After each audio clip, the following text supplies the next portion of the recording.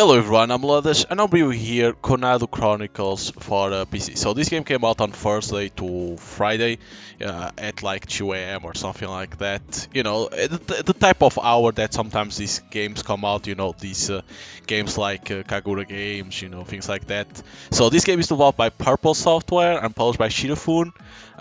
This is like one of those games, you know, adult games like Kagura games, but they remove all that content, and then if you want to add, you need to go and get that the uncensored patch. In this case, on the Shirafune, I don't know how it works. I saw some people say that you can buy the game on Shirafune Discord, or you can get the patch in there, or you need to find on Google on a website. I don't know. In Shirafune, it's not the same as the Kagura games. You need to search basically how to get the 18 plus patch. But still, the problem of this game is not like Kagura games. You know, in Kagura games, when they release on Steam, everything is removed. Every content of the characters that it will be like close to naked, things like that, they remove. In this case, in this game, Kunado Chronicles, it's not the case. That's the problem. There's sometimes like parts image where it's still that they are not naked, but there are things that YouTube probably won't accept. They probably can pass, but you don't have 100% sure because YouTube is not very clear on what 18 plus can pass. So it's very risk to certain parts of the game, because even if it's censored, they say that the game is censored. There's parts that they think for them it's like, okay, it can pass. Steam let it pass because they are not naked, right? So unfortunately for YouTube, things are not like that. It's not as easy as Steam because they need to be very precise. Yeah, they have that 18 plus that you can put on YouTube, but still, it's not as easy. But so the gameplay of this game is going to be short compared to some of the other games like Kagura games that I play. This one is going to be short because of that reason. Some people say that the game even hangs up at a certain point if you don't have the 18 plus. So I don't know, but the game looks interesting. But let us start. Again, if you want to play, if you want to buy, you need to go to Steam and it's in there. The battle for the fate of humanity ended 100 days ago. The only thing left for the story that lies ahead are hope and happiness. No, saying the only things left doesn't work there at all. For a start, hope and happiness are just vague, formless concepts. If hope and happiness had flavors, will they be sweet or will they be bitter, sour? I don't like sour stuff. Well, as you can tell, I'm not sure about hope and happiness actually are. If you have a better idea than I do, please share it with the girls you are about to meet. That is my request to you, or perhaps a promise that I ask you to make. A promise only works when you believe in someone's future. So please, can you promise me to join with the girls and work to bring hope and happiness into this world? I can only choose yes. Thank you. Don't think of this as a reward for making that promise, but allow me to entrust you with a special power. Kotodama, the miraculous power of words. Making declarations or giving orders will allow you to command those who hear you, even the world itself. A power truly too great for any one person to hold, but it will surely aid you. I pray for blessings on your journey, you yet nameless unborn traveler. I'm like totally praying for your good fortune, okay? From the bottom of my heart. Don't be too surprised, but you'll be in some pretty hot water the moment you wake up. I'm rooting for you. Go do your best to survive. Okay, that takes a while over there. Wait, what? Like the art style of the game, you know, the artwork or something like that. How you call?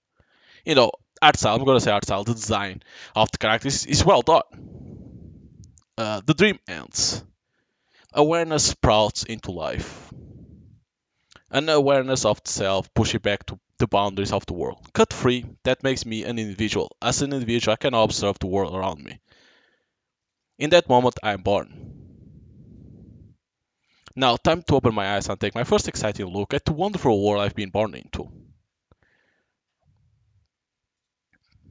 It's a black image. Oh, you need to press OK. Upside down. The world I'm created with upon my birth is beautiful and upside down. I see. Nope. Okay, I don't see it all. I look around trying to work out what's going on. That's when I notice my hands and feet are bound by ropes. It seems I've been thrusted up like a turkey and hung up from a tree. How did I end up here? Which god shall I pray to for an explanation? Hello there, I'm pleased we seem to speak the same language. A girl appears inside my upside down field of vision. She's wearing a cherry pink kimono and has long black hair, which is nice, but then has a fox mask over her face. Putting aside the quality of her mask and kimono, she looks like she just stepped out from a festival somewhere. Put some cotton candy or a chocolate banana in her hands, and she'll be the very image of Japanese summer. Offering to buy her a banana might work, if not to get out of this, at least as a cheesy pickup line. The girl gives me a quick bow. I'm Arohim. That's right, and with Spring for Haru and Princess for Im. It's my pleasure to make your acquaintance. Hi. Her greeting is polite but a bit old-timey. I barely managed to my own reply. I got no idea what's going on, but there is one thing I could use some help with, and somebody right here who might be help me. Hey, sorry to bother you, but would you mind letting me down? Don't you worry about that. I want to have a nice chat with you, just the way you are. But I don't. There's nothing nice about this. Please let me down. I've been looking forward to talking with you more than anyone else in the entire world. The girl in the fox mask, Arohim, completely ignores my request with laughter in her voice. It seems she has a cheeky side, belied by the general atmosphere around her. It's kind of cute. Please let me start by confirming a few things, before we get into our discussion proper. If I answer, will you let me down? Yes, okay. If you provide honest answers, I may see my way to releasing your ropes. Arohim gives me a vague answer. The fox mask prevents me from hitting her face, and I can't be sure I can trust her. But I also can't really turn her down. What have I got roped into here? Alright, go ahead with your questions. Do you hold any hostile intent toward humans? Wait, what? My mouth hangs open upside down as I try to puzzle out the meaning of this first inquiry. Arohim observes my reaction, tilting her head to the side a little. When I say hostile, I mean wanting to kill the humans or to attack them, things like that. She presses her point home. The question itself seems insane, but I'm going to have to answer. I don't want to kill anyone, if that's what you mean. The current situation might be fostering some hostility, though. What a funny joke. She gives a giggle.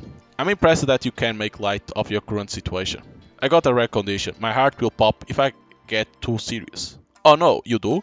She responds with a genuine surprise. Wait, she believed that? For real? This is difficult for me. I'm not sure how serious to take you. Hey, probably best you don't read too much into anything I say. I shouldn't? She tilts her head again. That seems to be a thing with her. I thought she'll come back with I'm just kidding too. But it seems this is a real reaction she's having. I wonder if she's in her head a little gullible for sure. I try to verify my pots. I got another rare condition. My heart will pop if a girl in kimono doesn't drop her top down, showing me the nape of her neck and her shoulder line. I'm sorry, what? No, we forget I said anything. Yeah, that was pushing it. A shame it didn't work, but definitely pushing it. With all the blood pooling in my head, I also need to stop wasting time. Next question, please. Okay then. I throw Arohim off by joking around, but she gets herself back on track. Yes, next question. What's the date? I want to say April. It feels a little too warm, but cherry trees are in bloom. And what year it is? Okay, 2023, 2024 maybe? Her question makes me realize I don't know the date. What does that mean?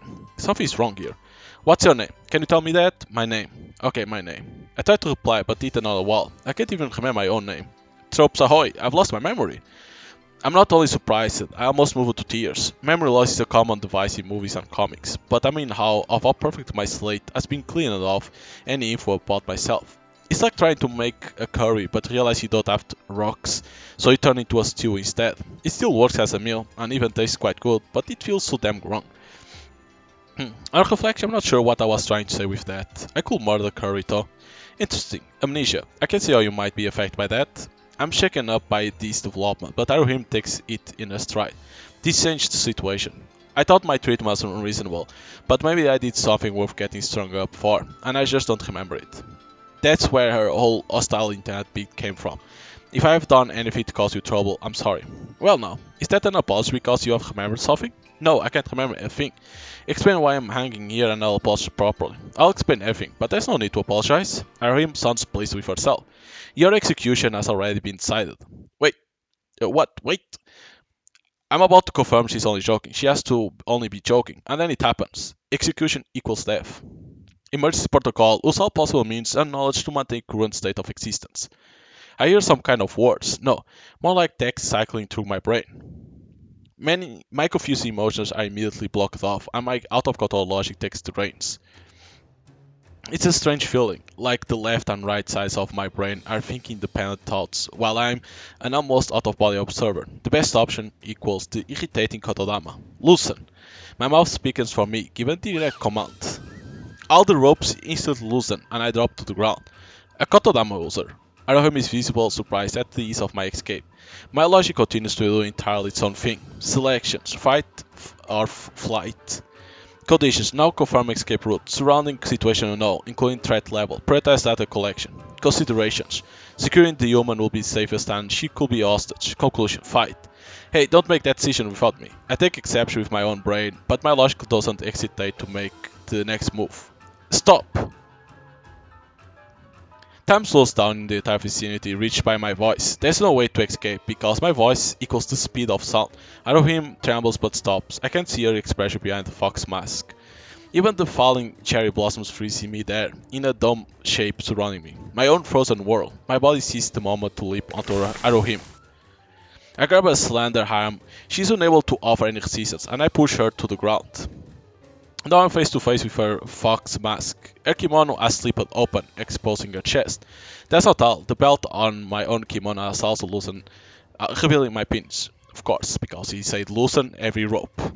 My first command of loosen could have been planned better, not just by ropes, but all strings and ties nearby have also loosened up. That includes the strings holding Arohim Fox's mask. It fall off with a clunk. The face reveal from behind the mask is smiling. I would expect as much from the way she carries herself, but she's a super odd cutie. Like a full course of cuteness, served on a plate of beauty, and decorated with trimmings of elegance. No wonder she smells so sweet. The warm scent of feminine skin rises from her open kimono. This isn't some corny syrup-laced western candy. It's the aroma of a reserved, elegant Japanese confection. The difference from perfume is that note of raw acid sweat. I bet it will be delicious to run my tongue along her skin. I'm not doing to do it, but I sure think about it. Nope. This isn't the time to let my own dog take over. Logic, you are to blame, taking over like this. What are you going to do about it? In the next moment, perhaps sensing the danger is gone, my logic backs off and I get my body back. Damn it, wait to leave me to deal with the mess. A wave of angst washes me over me. I'm outside pinning down a girl who can't move, with both of us half naked. This looks worse for me than when I was hanging from the tree. Cancellation incoming. I'm unable to decide what to do and just freeze in place. Maybe I should give those titties a quick squeeze? Not sure what to do next? Arohim whispers. She taunts me with a smile. It really suits her. The effects of my Kotodama have ended, but she remains limp, leaving herself in my hands. I know how this sounds, but I didn't actually do this. I tried to explain, a cold sweat breaking out across my body. She could scream at any moment. By which I mean, of course I did this, but my body just did it on its own. I see, your body acted without you thinking. That can happen sometimes. Arohim instantly accepts my explanation. That's it? She has a tendency to believe things so instantly, and at strangest times. Can I ask, why are you smiling? Arohim looks so at ease, I trip into a dumb question. Oh, is that what I'm doing? Arohim checks her own expression, then breaks into a full-on giggle. I let my guard down, but it's still been a while since I was knocked to the dirt. It feels good. Good? Yes, I also didn't expect to encounter a second Kotodama user, apart from myself. Apart from you? You too? Of course. It seems freaking magical powers aren't so unusual in the future. I'm about to freak out myself. Where am I? Who am I? What's going on here? There's something fundamental out of place. Rather than get into all that, I think I will run for it. Before freeing her, I need to secure an escape route. Why do you want to run away? She seems ugly amused by my plan of action. You're going to execute me, right? Oh, that, I was only joking. Wait, really? I was about to let you on in joke, but you didn't give me time. The whole situation is part of my fault, so don't worry. A joke? I mean, I thought that too. I had a witty reply, I'll line it up, but then my logic took over. That means I don't have fun for my life? I will have very much rather you did it. It's time to get a little more serious. So, you are aware this has been a farce so far? It seems I like to joke around a little too. A wry smile covers her lips. She's so cute. It's not fair, it really isn't, that cute girls can get away with anything they like. Of course the men who forgive them are the real fools. Caught me as a fool number one. Huh. The fact I got Arohim pinned to the ground comes back into focus. Now the tension has faded from the situation. The whole thing is starting to make my junk tingle. I think I'll better get off you, shouldn't I? I think took a while again. Yes, please. This isn't the best position for a proper conversation. Arohim sounds a little vacant. Perhaps I think she just realized our exact proximity. I'm just glad she didn't scream blue murder. I stand up slowly, making sure not to ogle her too often. The value of peace. Phew, I need to train more. Arohim fixes her kimono as she stands up and dusts herself. As I keep my gaze avert, I take the chance to look around. The season does seem to be springtime. We appear to be in the garden of a nice house, or maybe a shrine or temple. It's all very nice, but there are no hints that could provide a location or more details on my situation. Well, there is one clear characteristic. Lots of cats. Some are sunbathing, others are strolling about. All of them look like they own the place. Before I realize it, there's a black cat winding around my legs. I reach down to see how it will react, and it seems very used to humans. I pick it up with little fuss. Meow. The cat doesn't resist, but does seem to be meowing about having its freedom taken away. That's cute too. It's soft, fluffy, and warm. I guess all living things are warm. Oh my, do you like gods? Arohim has finished addressing herself, and then sees me stroking the cat. Huh? When you say gods, you mean these cats? Correct, cats are our gods. Arohim makes it sound like the most natural thing in the world. She smiles as she strokes the head of my cat. The gods are as cute as ever today. Well, I like cats and dogs. I could have gone wild with that one, but I rein myself in. Moving on, I'm sure you have lots of questions, and I want to explain the answers to them as thoroughly as possible, because I've been looking forward to talking with you more than anyone else in the entire world. You did say that once already. Correct, I did. She giggles again. I still don't know what she means, but it doesn't feel bad to have a cute girl say something like that, even if this is all some elaborate trick. I'm willing to play along with any kind of scam this cutie wants to pull on me. You got that distracted smile on your face. Am I okay to continue? Yep, sure, all good. My sexual proclivities aren't all good, but I can handle them. They say losing your memory can change your personality. What kind of person have I forgotten I was? Maybe I was strict and serious, spending my entire life suppressing the jockey horned dog who's now been released. I think explaining this verbally will take too long. I'll start by showing you something. Show me what? I let the cat down from my arms. You can see it from just over there. It's very beautiful, shall we? Yes, we shall. It's going to explain what's going on here. We definitely shall. Then follow me. Arohim walks over to the fence around the garden and stops in front of what looks like a wooden side gate. Placing on one hand on the gate, she throws me a look brimming with impish mischief. I hope this comes as a nice big surprise for you. Mr. Time Travel coming from 8,887,456 hours in the past. Time Traveler? Before I can ask what she means, she opens the gate and passes through it. I cross beyond the fence too. So we are from the future? Or something like that, or from past? The scenery that meets me almost knocks me flat on my ass. Whoa, what the hell is this? I can't contain my surprise. It's so strange, and there's so much to take in. My head is spinning. If I were to try and describe what I see, it might go something like this. The house or shrine or whatever we start out in is top of smallish mountain, letting me see far and wide. And there is almost nothing to see, far, far into the distance. Woodlands, forests, and hills spreading out towards the horizon. Where am I? If this is a warm coastal region of Japan, why can't I see a single road? How is there so much empty land? So maybe I'm somewhere else, somewhere on the continent, China maybe?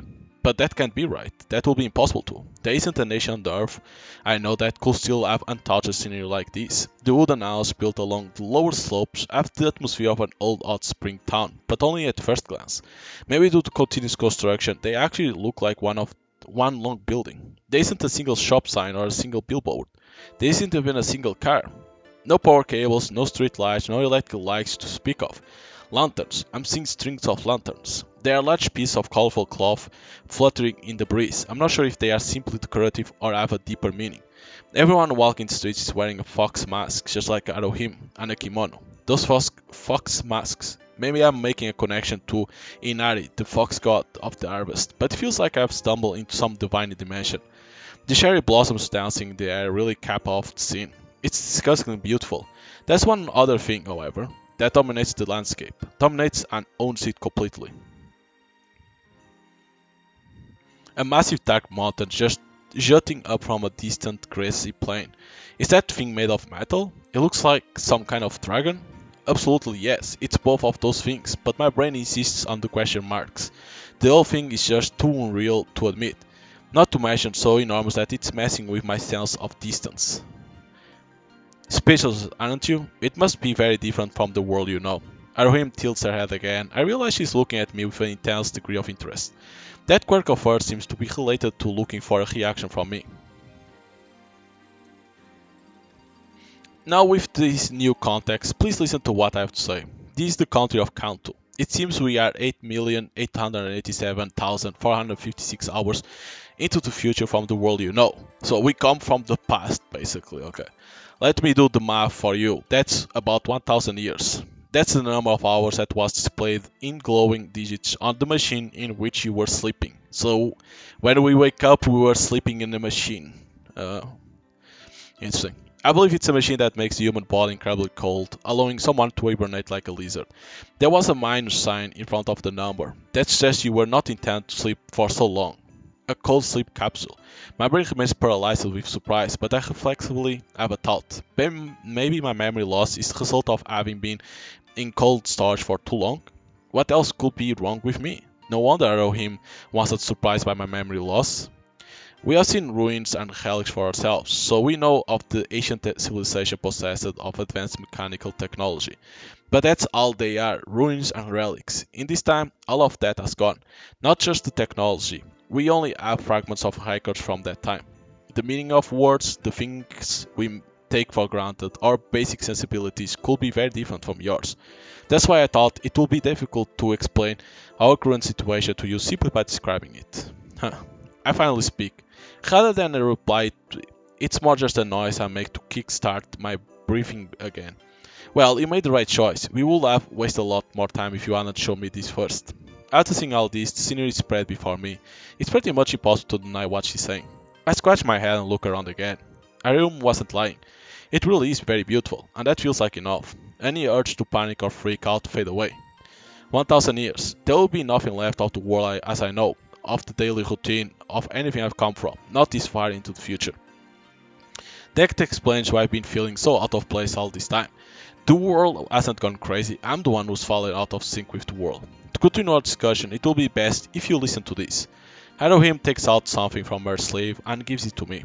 At first glance it looks like a large silver bracelet. I touch the surface and glowing shapes faintly appear, shapes I'm familiar with. It looks like the control panel for a music playback device, with buttons for play and pause. What's this? One of the relics at the base of our knowledge of history. If you touch that triangle shape, the one pointing to the side, you can hear a voice message left by someone from the past. Some kind of audio device? I guess it does much. I have an intrinsic understanding of it. I place it to my left wrist and feel around to see if anything else happens. Haha. If you handle it too roughly, you might break it. Arohim reached unsteadily toward the device. It seems designed to be worn while moving around, and it lasts 100 years already. It should be fine. Very well, as I open, you know what that is, don't you? Only on a superficial level. Those two buttons are the only ones that I have appeared. Pressing play should make this record playback for me. Shall we sit down? The first part of the recording alone will take about 10 minutes to listen to. Okay, sure. Standing up or sitting down won't make much difference, so might as well relax. There's a cherry tree nearby, so we both sit next to each other by its roots. Oh, and would you like to eat this? She brings out some rice balls wrapped in bamboo leaves from her sleeve. She's like some kind of magician with those things. This food called rice ball. It's made using a grain crop called rice, which rice balls, those I know about. I see, that means rice balls have been around for a long time. Delicious things must stand for the test of time. Her face breaks into a smile and she takes a big bite of her rice ball. She's really tucking in. I take one for myself. What do they have inside? That's a good question. I haven't reached that far yet. I can't wait to find out. Interesting. A hot girl who loves food. It's kind of adorable. I stop watching her and start eating. It's pretty salty. I can't place the feeling even after tasting it. Some kind of salted meat? I didn't expect meat inside, but it's great. Is it delicious? It is delicious, right? Of course it's delicious. Arohim eagerly seeks my affirmation. Very delicious. Looks like it will take more than 1000 years to change good old rice. I'm glad. Enjoying good food really tells you that you are alive. Well, you can't eat when you are dead. Eating the rice ball connects me to my stomach, and I finally get the message. I'm absolutely starving. My first meal in 1000 years. I take a moment to just zone out. With the spring-like breeze and fantastic view, it's like we are having a picnic. Holding onto that feeling, I press play button on the audio device. The history record on the device proves to be harsh and brutal, at complete odds with the relaxed atmosphere out there. It's also incredibly intense and emotional. Recorded by Saori Kojima. The date is January 1st, 2051. We lost track of the date more than 10 years ago, but we recently found an uncorrupted recording device, and so today is going to mark the start of a new year. Happy New Year! Been a while since I said that. Ha! I put on a show for the others, but that's not really me. I could have saved this disc for when we find something really important, but I'm starting to think that won't happen. Things are far more likely to get worse, so I'm going to record everything I can about our current situation instead. We know the pain of losing our civilization, culture, history, all that stuff. Maybe I can prevent that from happening again. If you're out there listening to this far into the future, I hope this information proves useful to you. Although what I really hope is that it's pointless, meaningless, and just sounds like a joke to you. I really, really hope that. Now, following on from the date, the next thing I should mention is our location, but I'm afraid I can't tell you that for certain either. The ocean is to the south, so we are on the coast, probably around Tokyo, Kanagawa, or Chiba, but we can't specify where we are any further than Kanto region. I recall something from earlier. Arohim had called this the country of Kanto. So the name of the old country region has morphed into being a country. They only have this record to work from. The recording continues. Let's get down to business. It all started around 2034. Smoke in the aftermath. You can see in the top left. Sometimes it appears like a purple text. So, when we first observed what we'll later come to call techie, it was a simple mechanical malfunctions. Machines all around the world start to malfunction for no apparent reasons. Issues with sending email or making calls, cards, and signal lights stopping. Scientists appearing on TV say it was related to solar flares and electromagnetic fields. No one thought it was especially dangerous, not to start with, and people joke about the ghosts in the machines making it happen. That all changed about 1 year later. In 2045, the number of these sporadic malfunctions suddenly escalated at an astonishing rate, and with no forewarning. The TV and internet were quickly rendered useless. Information stopped flowing, then goods, and then power, and water, and gas. Every single facility on the planet relied on metal in some capacity. These ghosts, which we came to call Techie, or Pharaoh's demons, were now causing serious harm to humans. All long distance exchange of information was lost. My records from here will be purely a personal account. For about 2 months, each region clung to some form of municipal government while trying to contact the state. But there was to be no recovery from this. The supply stocked up for emergencies ran dry. What happened next? And I'm sorry to say, I'm sure you can guess. Humans start fighting each other. If we only consider the numbers, the deaths from human conflict, we're probably far higher than from fighting the techie. I'll be honest, the fact I'm alive today is because I belong to the group that killed the most people. I'm not here to regret that or dwell on it. This is just a record of the facts. I have accepted it. About 6 months after that, I thought coming to finish humanity off, the techie took physical form and started to attack us. A basic tech is a lump of metal about 2 to 3 meters in size. They take simple shapes like spheres or cubes, and are either amalgamations of metal that was already above ground or forming metal deposits beneath the earth and then burst out of like landmines. The techie float into the air and charge directed at humans when they detect us. A very direct, simple means of attack, but with the collapse of all civilization, we have lost any means to protect ourselves. A good metaphor will be cars that automatically instinctuality try to run humans down. That's all too easy for me to imagine, and the image makes me shudder. It's possible to get away from them. 200 meters is enough, although not everyone is going to make it. If there aren't any humans nearby, the techie will return underground. If you do have anything you can fight back with, destroying about a third of its mass will stop the techie. The remaining metal will no longer be corrupted and can be used. Next, I'm going to explain about the ecology and categories of techie. In all likelihood, and there are no facilities or scientists studying this anymore, but as techie have no internal organs, it's likely they operate via vibrations. Like how humans, plants, and animals move via electrical signals, it's believed the techie get their energy and movement patterns, they programming from vibrations. Electricity. Light. When you get down to it, they are all waves, all just energy in the end. The only way to change our situation will be to find whatever it is that sends those vibrations out. If such a thing really exists. But right now we don't have the leeway to conduct such a search. That's because the appearance of additional categories of tech has further limited human activity. The generic name tech is also applied to category 1 specimens. After that comes the Gaki. Category 2 Gaki or Pharaoh's fangs have more complex shapes than normal Techie and look like malformed bugs or animals. They are more dangerous but act about the same. Category 3 Shiki or Pharaoh's Reapers are giant black suits of armor about 5 meters tall. They carry bladed weapons and even guns. They rarely appear but mean death when they do.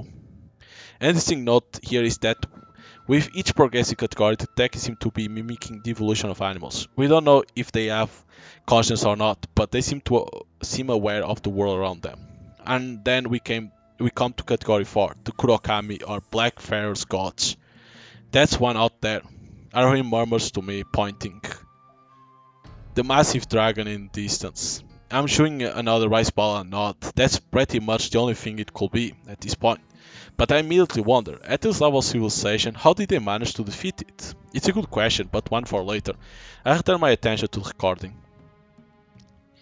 Kurokame don't have a fixed form. They are categorized by their massive size and certain behaviors. Even the smallest we know of is a giant dozens of meters high. There's an iron bird with a wingspan hundreds of meters wide, and what looks like a mobile fortress that runs to multiple kilometers. Each one moves on a fixed patrol pattern, and they have us boxing on all sides, including over the ocean. Kurokami will also detect the gathering of humans. The exact number is unknown, but around 1000, even if the humans are outside their patrol route, which means the areas humans can live are restricted to locations between the patrols of Kurokami, and if you don't limit our numbers, we will be detected wherever we are. Searching for other survivors, for the source of vibrations driving the Teki, or simply for more research will require being able to defeat these black gods, which is clearly impossible. And yet, I'm looking at the defeated one. The battle for the fate of humanity ended 100 days ago. How did that happen? If we have any hope at all, the voice on the recording seems to address my question directly. It lies with the existence of the powered. These superpowered individuals previously lived hidden away from society, concealed by the government, but with the rise of the tech they also took center stage. Their powers range across all sorts of fields, and it's their aid that has allowed us to survive until today. That isn't all. Recently, those who were previously just normal people are now awakening as members of the Powered. It's clearly related to the emergence of the Techie. Either the vibration are affecting humans as well, or perhaps the metal elements contained in the human body. This is all conjecture, but we are beyond needing to work out the how and the why. Humanity could be saved if one appears who's powerful enough to defeat Shiki and Kurokami Teki. We might finally take back some hope for the future, some happiness. The recording falls silent. I check to make sure the playback hasn't ended, and then after a pause she speaks again. How long has it been since I spoke of positive things like hope and happiness? In 2034, before this all started, I was in college, majoring in folklore. I had family, no boyfriend, but family. It seems like a dream. My biggest worry was finding a job. I can't take much more of this. That's an outline of the techie. I'll go into more detail another time. Yo, end recording. The playback ends. So basically, it's like almost like Terminator, right? In Terminator, it's AI that starts to control the internet and launching missiles, right? It's Skynet, and in this case, it's almost the same thing. Starts to take down the internet, control cars and stuff like that, and then these techy things start to appear that are made of metal, and then there's those gods that are category 4. But the problem is how they defeat it because she talks about those powered superhuman people that can take down these gods. Um. Okay, Arohim is still eating basically. Arohim and I remain silent for a while. Well, she's only silent because her mouth is full of rice. She's making quite a show of it, probably to give me some time to think. The end of the world is a popular trope. Just surprised it wasn't the zombies they finally got us. I'm sorry, zombies? Oh, the humor from my time. Okay, that was a hefty info dump, but it breaks down pretty easily. 1. tech equal metal start to attack humans. 2. All mechanical technology was lost, severely regressing civilization. 3. As thought to compensate, the powered appeared, one of whom, presumably as now 1000 years later, finally defeated the biggest threat, one of the Kurokami. If it wasn't for point 3 there, this future would have really sucked. I'll probably have asked it to go back into cold storage. The view from here looks nice though, calm, peaceful. The battle for the fate of humanity ended 100 days ago. Who defeated the various god out there, that Kurokami? That seems like the most reasonable question. A hero. Well, that goes without saying. Do they have a name? What kind of powers did they have? That's the thing you are most interested in about all of this. Arohim has been answering all my questions up until this point, but here she asks for clarification. It feels like she's stalling. Well, they are the power that you have been waiting 1000 years for, right? How can they really be anything but another threat to humanity in the end? I adjust my question in order to get a response. The entire world might still get wiped out at the whim of someone I'm presuming is an avatar of destruction. Yes, good question. But there's no need to worry about that. This year, she's already gone.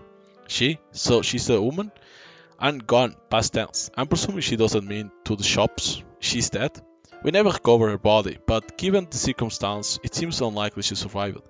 Hiram looks into the distance, her smile fixed to her face. Our hero, she was the same as you and me, a Kotodama user.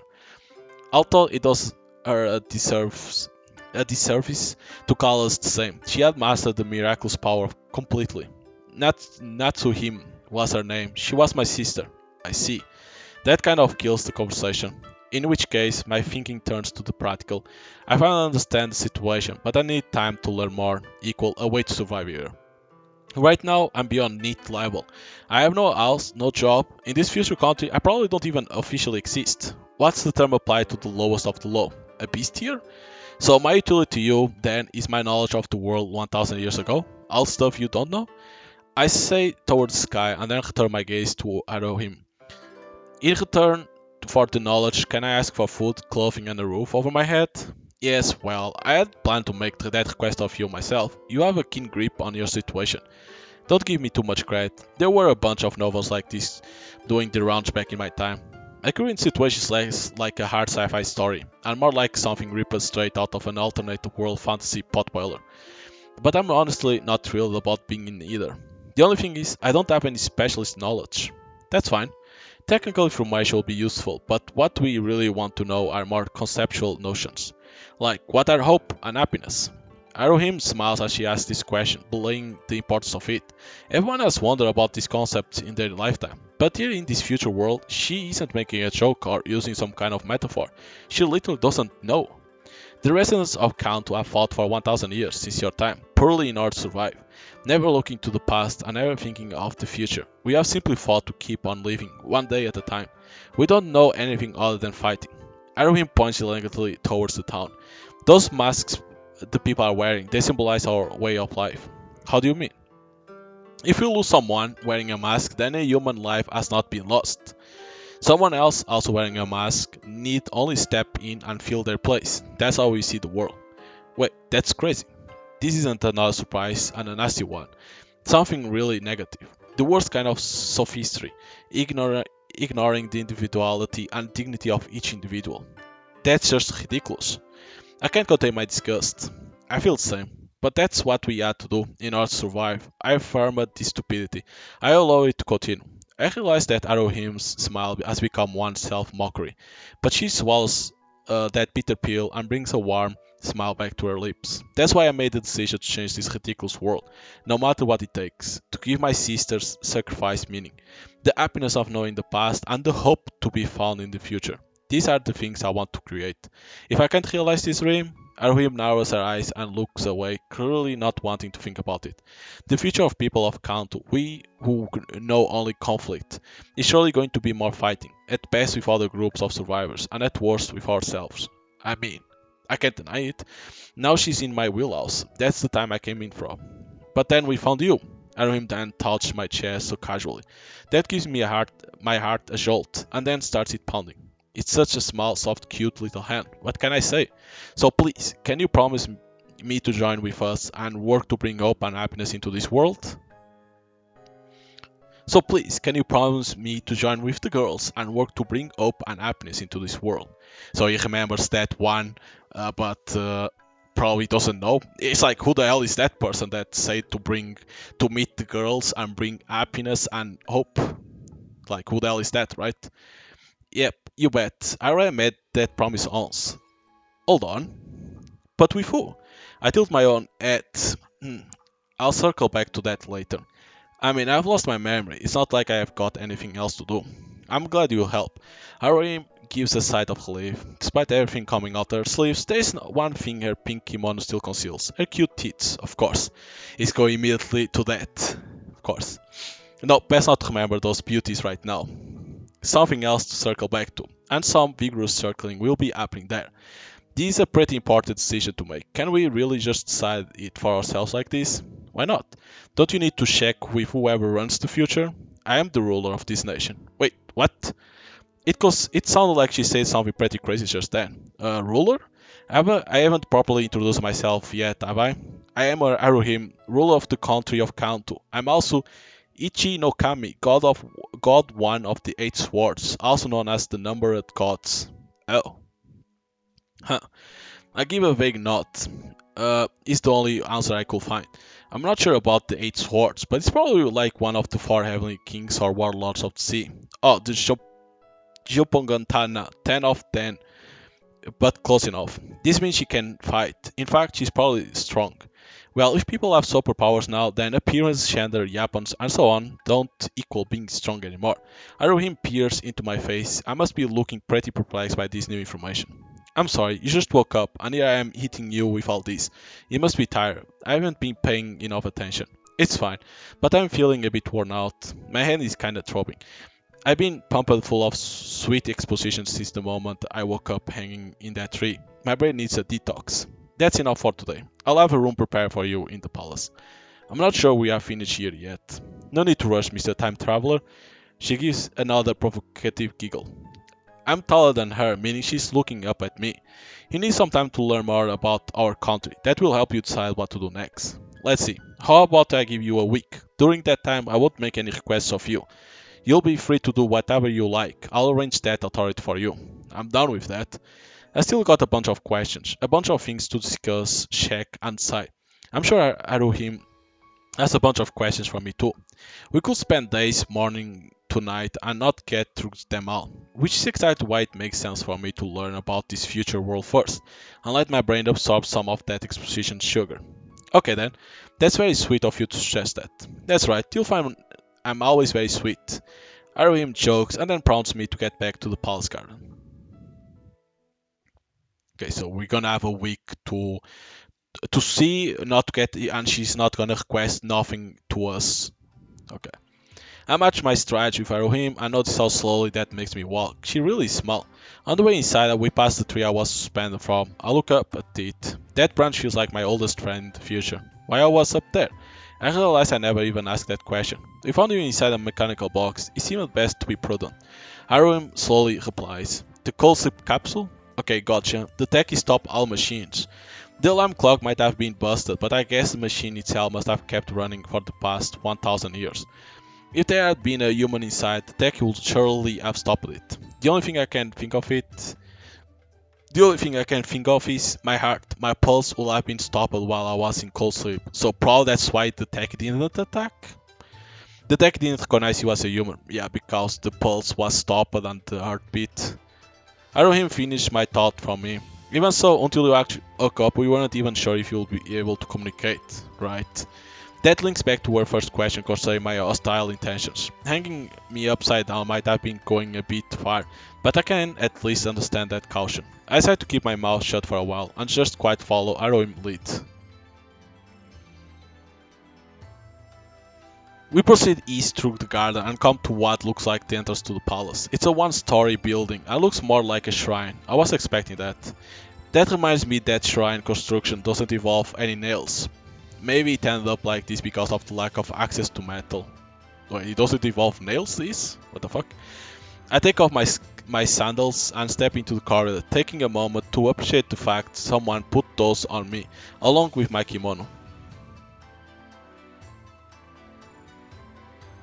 There's a wide passageway, a polished floor, and sliding doors of both paper and wood. It's been 1000 years, but as we proceed through the building, it all looks pretty familiar. As we circle around to the east, something catches my eye. There's a pond, the water reaching right up the side of the corridor, and then a torii gate placed in the middle. That's beautiful. It's nice and cool here too. It looks like a spring, meaning the water is always bubbling up. It creates a natural cooling effect. I'm glad you like it. I was planning on making this your room. Arohim opens the screen door that's right there. Ooh. Predictable enough, the interior is full-on Japanese style. It's got a clean image with no clutter. I can't see a single object without a purpose, I understand. At the back of the room, the screens are open, showing another narrower corridor and a small garden with a cherry tree. This looks like a room someone already lives in. It's got a great location. It almost feels like someone just moved out, leaving behind only the essential items. Yes, they did, until recently. You didn't kick them out for me. I don't want to start displacing people. The farmer hasn't died in battle. Oh, sorry. This is a harsh world. I can't feel sad about the death of someone I've never even met, but I offer prayer for them in my heart. I'll have water and food brought to you shortly. Oops, I was too fast. My hand. What should I do about the toilet, the bath? There's a toilet at the end of the corridor. Beyond that, you'll find a hot spring for the sword's use. You may use that too. You got a hot spring here? That sounds nice. I'm surprised you understood the word toilet. Is that strange? Do you even have plumbing? I thought I might have to ask for the latrine. Latrine? I have less idea what that is than a toilet. Interesting. From what I've heard so far, it seems the language is pretty much the way I left it. That's a robust for 1000 years. Units of time doesn't seem to have changed either. Also convenient. Okay then. Okay then. We both say the same thing, but neither of us continues from there. I think that's enough for today. I'm going to get some rest. Very well, I will come to get you tomorrow afternoon. I need to make some introductions and show you around the town. Arohim gives a small bow and leaves the room. Okay then, again, what should I do? Really, what? I got nothing to do. I'm feeling beat, but also unable to relax in this new environment. I'm going to struggle to get any sleep. I explore the room a little more, finding brush and paper from the desk and bedding in the cupboard. It feels like checking into a room at a hotel or inn. I can recall that sensation even without specific memories. There's not much to see, however. 5 minutes and I've explored thoroughly. It's real quiet. There's only the faintest breeze blowing, and yet I hear cherry trees swaying outside. I can almost hear cherry petals falling and landing on the ground. I get it. There's no cars, no TV noise, nothing in the background anymore. That's why the world is so quiet. That's why it's so beautiful. My eyes suddenly mist up. I feel a jabbing sadness at what beauty, a loneliness that squeezes my chest. It's welling up from nostalgia for my own time. And I must be getting off lightly, because I have no specific memories. If I did, I'll probably have broken down by now. Sleep. I'll get some sleep. I'm unable to bear this empty, quiet moment and decide to eat sack. I'm sorry, one more thing. Gah! I'm so surprised at this call from behind that I actually cry out. Arohim has returned to my room without me realizing at all. Can I help you? I expect her to tease me about my yelp, but her face is as serious as I've ever seen. I forgot the most important thing. What is it? The dolphins ruled the sea now? She was smiling the whole time before, but she doesn't even quirk her lips at my joke. This seems pretty serious. Your name? Huh? My name?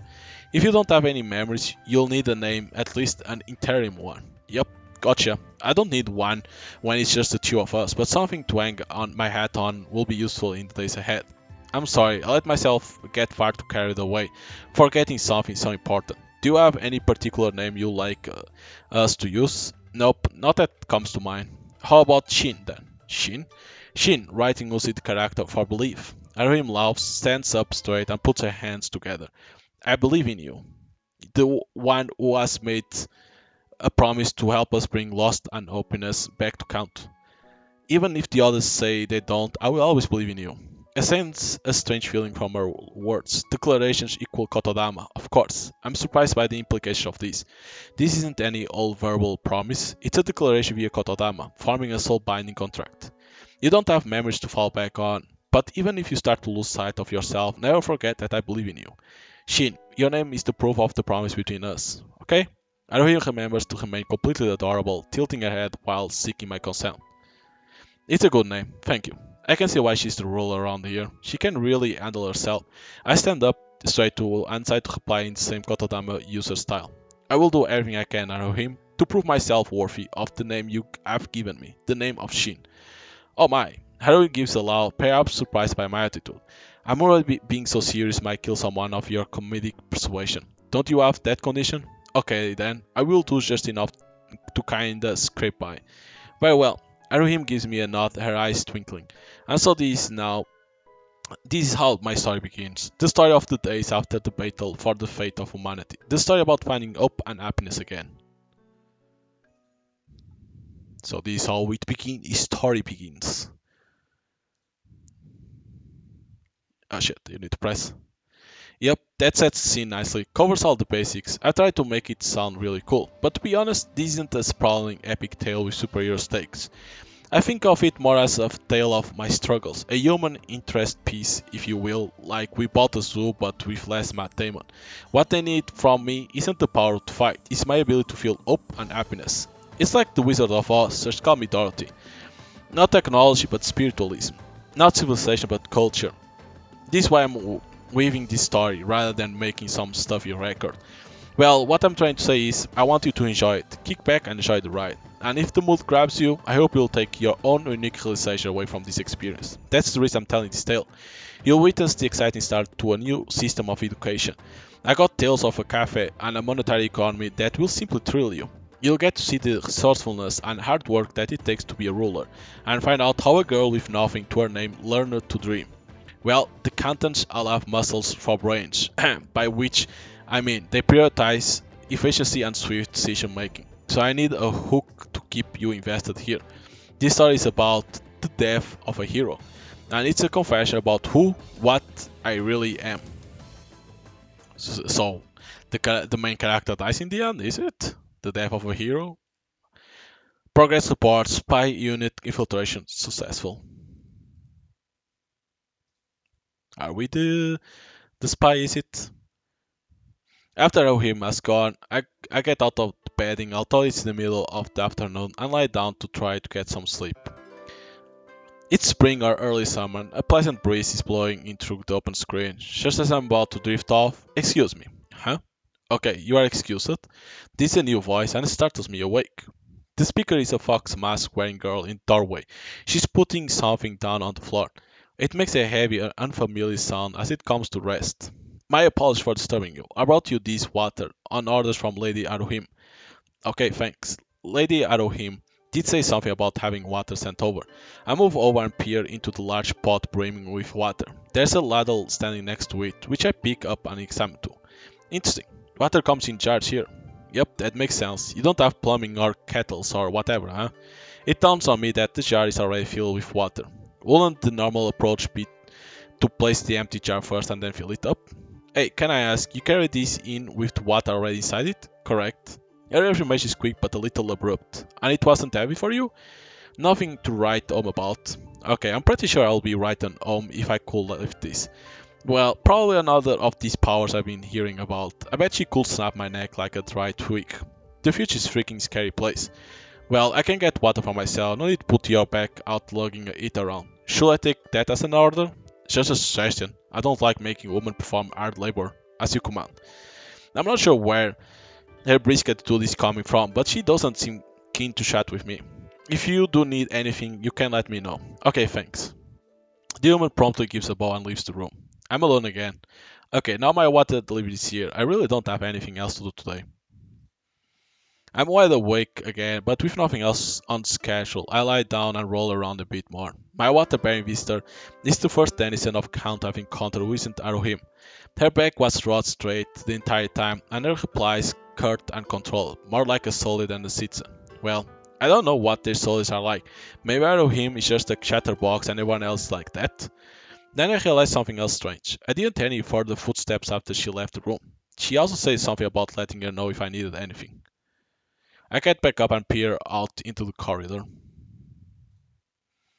She's right there, standing as immobile as a statue right in front of my room.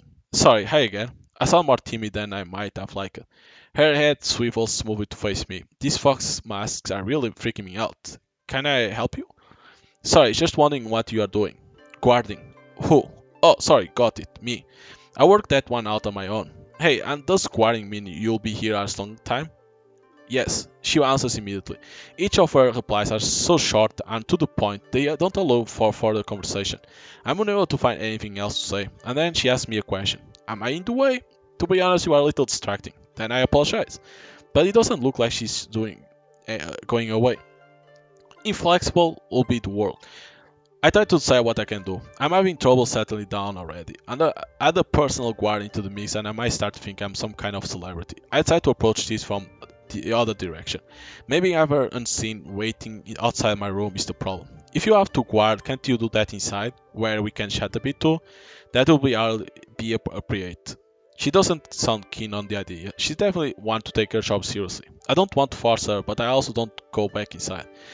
Eventually my continued presence gets more out of her. Is this an order? Are you ordering me to chat in your room? Not an order, more an invitation. I need to think about the future, which means talking to more countable people than just Arohim.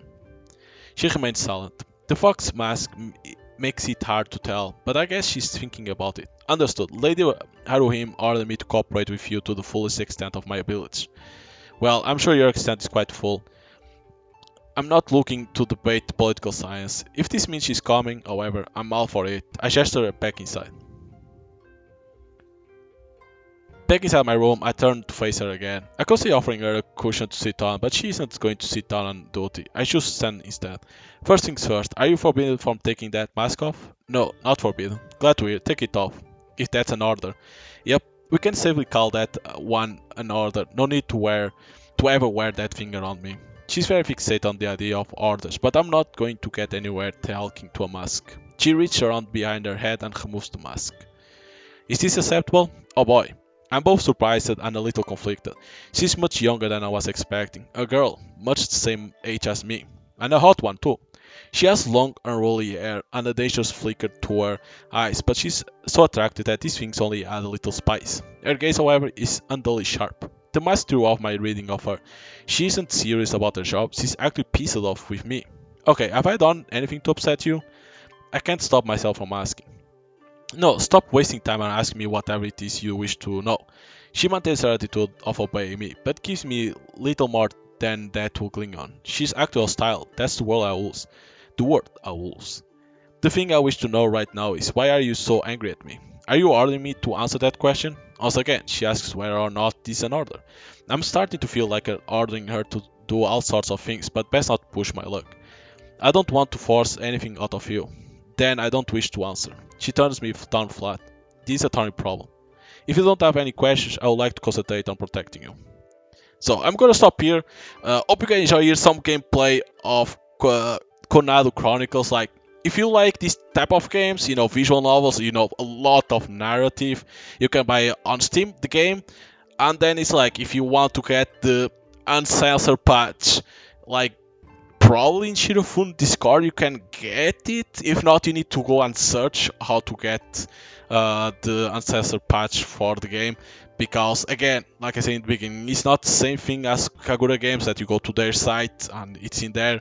In this case, like, you probably need, or someone knows how to search, or the website that you need to go and get, or if they have, like in Discord, you can go there and get it. I don't know. I think this is the first time I'm playing a Shirofun game. I think it is. I don't think I ever play a Shirofun game, so I don't know much about it. I didn't research how to get, the ancestor patch. So yeah, I saw some people talk about Discord. I saw some people talk about search on Google, how to, to find it. So I don't know.